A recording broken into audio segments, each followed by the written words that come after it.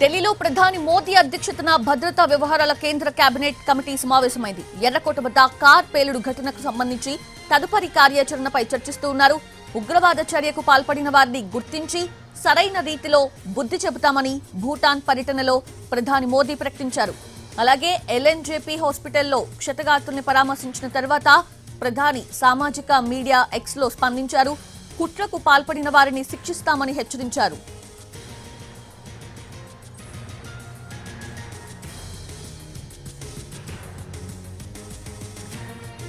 భద్రతా వ్యవహారాల కేంద్ర కేబినెట్ కమిటీ మీటింగ్ లో దౌత్యపరంగా తీసుకోవాల్సిన చర్యలు, అంతర్గత భద్రతకు సంబంధించిన జాగ్రత్తలపై కీలక నిర్ణయాలు తీసుకునే అవకాశం ఉంది. దేశంలో తీవ్రవాద చర్యలకు పాల్పడే వారికి స్పష్టమైన హెచ్చరికలు జారీ చేసేలా చర్యలు ఉండొచ్చని సమాచారం. నిఘా వర్గాలను మరింతగా అప్రమత్తం చేసేలా కీలక నిర్ణయాలు ఉండొచ్చన్న టాక్ వినిపిస్తోంది. రానున్న రోజుల్లో మరోసారి సైనిక చర్య కూడా ఉండే అవకాశాన్ని కొట్టిపారేయలేమన్న చర్చ సైతం సాగుతోంది.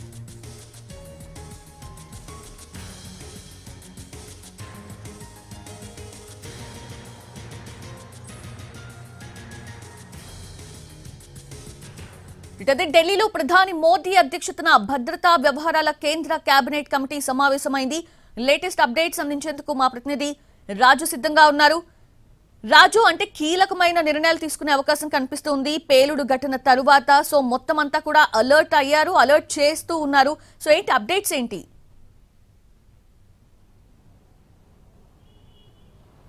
సౌజన్య, చాలా కీలకమైనటువంటి నిర్ణయాలు తీసుకునే దిశగానే కేంద్ర కేబినెట్ సమావేశంతో పాటు భద్రతా మండలి సమావేశం కూడా జరుగుతున్నట్టుగా తెలుస్తుంది.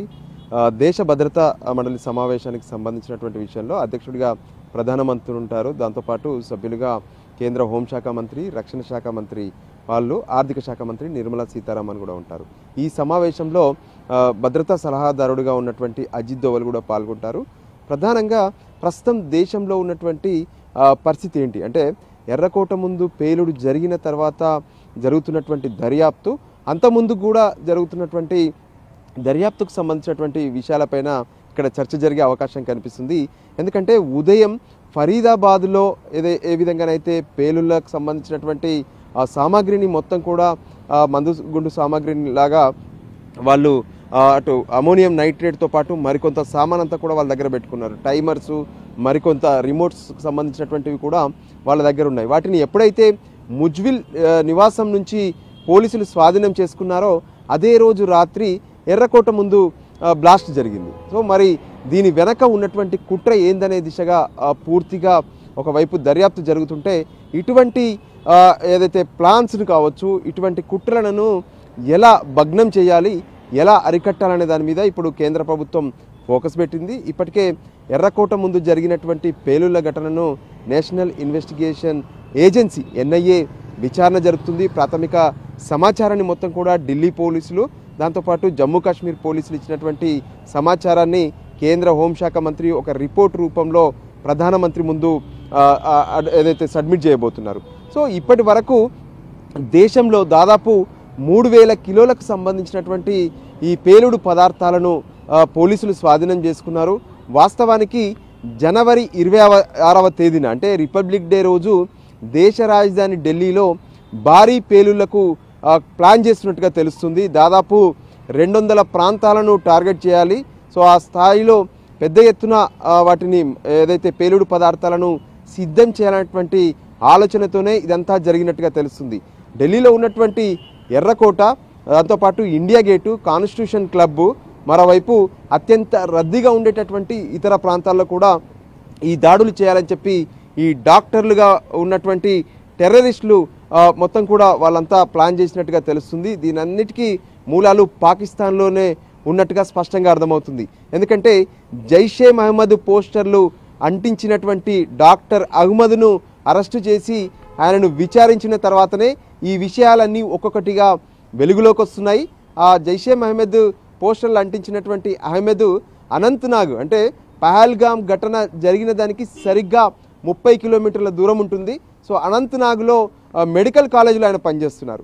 సో అక్కడ ఉన్నటువంటి ఆ అహ్మద్ ద్వారా వస్తున్నటువంటి సమాచారం, దాంతోనే ఫరీదాబాద్ అంటే ఢిల్లీకి కూతవేటు దూరం అనుకోవచ్చు, అంటే ఎయిర్పోర్ట్ నుంచి 6 కిలోమీటర్ల దూరంలో ఉండేటటువంటి ఫరీదాబాద్లో పేలుడు పదార్థాలు దొరికాయి. సో ఇవన్నీ కూడా రికవరీ చేసుకుంటున్నటువంటి సమయంలోనే ఎర్రకోటను టార్గెట్ చేశారు. అయితే అందరూ దొరికిపోతున్నారు.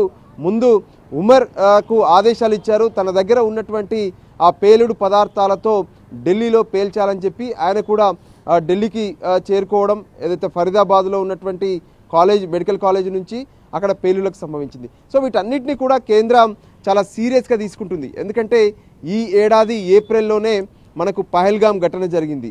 ఉగ్రవాదులు అతి కిరాతకంగా ఏదైతే భారత్లో ఉన్నటువంటి మినీ స్విట్జర్లాండ్గా చెప్పుకునేటటువంటి పహల్గామ్లో పర్యాటకులను కాల్చి చంపారు. సో వీటన్నిటి దృష్టిలో పెట్టుకునే ఆ తర్వాత మే నెలలో వెంటనే ఆపరేషన్ సింధూర్ పేరుతో పాకిస్తాన్లో ఉన్నటువంటి ఉగ్రవాద శిబిరాలపైన ప్రభుత్వం దాడి చేసింది. సో ఆ దాడి చేయడానికి ముందే, భారత సైన్యం దాడి చేయడానికి ముందు ఈరోజు జరుగుతున్నటువంటి సమావేశాలు చాలా జరిగాయి.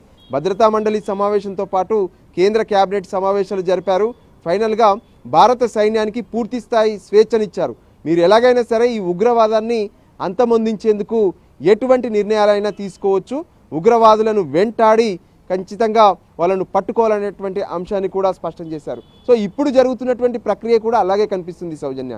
ఎందుకంటే వాళ్ళు పెద్ద ఎత్తున కుట్రలకు ప్లాన్ చేశారు. సో వాటిని ఇప్పుడు కొంత మేరకు ఏదైతే పేలుడు పదార్థాలను పోలీసులు స్వాధీనం చేసుకున్నప్పటికీ కూడా నిజంగా వీళ్ళ లింక్స్లో ఇంకెక్కడెక్కడ ఉన్నారు మనం చూసాము. కొద్ది రోజుల క్రితమే హైదరాబాదులో రిజిన్ అనేటువంటి ఒక కెమికల్ను తయారు చేస్తున్నాడు ఒక డాక్టర్.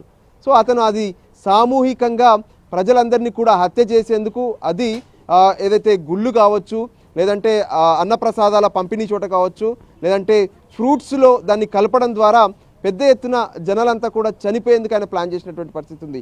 సో ఇటువంటి కుట్రలు ఎన్నో కూడా పోలీసుల దర్యాప్తులో బయటపడుతూ ఉన్నాయి. సో ఒకరిని అరెస్ట్ చేసి అతన్ని తమదైన స్టైల్లో ఎప్పుడైతే ఇంట్రాగేషన్ చేస్తున్నారో కొన్ని విషయాలన్నీ కూడా బయటకు వస్తున్నాయి. సో దానికి అనుగుణంగానే ఇటువంటి కుట్రలను మొత్తం కూడా భగ్నం చేయాలంటే కేంద్ర హోంశాఖ కావచ్చు, లేదంటే ఈ క్రాస్ బార్డర్ టెర్రరిజాన్ని ఎలా దాన్ని అడ్డుకోవాలి, ఇటువంటి అంశాలపైన ప్రధానంగా చర్చిస్తున్నట్టుగా తెలుస్తుంది. సో గతంలో తీసుకున్నటువంటి నిర్ణయాల మాదిరిగానే ఈసారి కూడా కేంద్రం మరేదైనా నిర్ణయం తీసుకుంటుందా, అంతర్గతంగా ఉన్నటువంటి ఈ టెర్రరిజానికి సంబంధించినటువంటి భద్రత కోసం వాళ్ళను ఏ విధంగానైనా సరే నిర్మూలించేందుకు ఎటువంటి చర్యలు తీసుకోవాలనే దాని మీద ప్రధానంగా ఈ కేబినెట్ సమావేశంలో చర్చిస్తున్నట్టుగా తెలుస్తుంది. సౌజన్య. రాజు, థ్యాంక్స్ ఫర్ ది